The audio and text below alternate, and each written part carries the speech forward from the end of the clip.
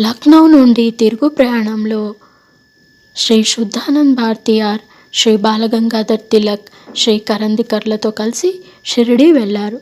మసీదును పోలిన ఒక కట్టడంలో బాబా కూర్చొని ఉన్నారు. వారి ఎదుట వెలిగించి ఉన్న అగరవత్తులు పరిమళాలను వెదజల్లుతున్నాయి. అక్కడే ఒక మూల ఒక చిన్న దీపం వెలుగుతోంది. ధుని కూడా అఖండంగా ప్రజ్వలిస్తోంది.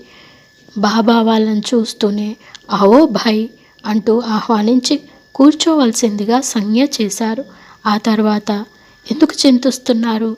చింతిస్తే సమస్య పరిష్కారం అవుతుందా అన్నారు. అప్పుడు స్వాతంత్ర సముపార్జనకై అనుసరించవలసిన విధి విధానాలను తెలియజేయవలసిందిగా వారిని కోరగా, ఈశ్వర శక్తిపై ఆధారపడితే చాలు, తుపాకులతో ఏమి సాధించగలరు?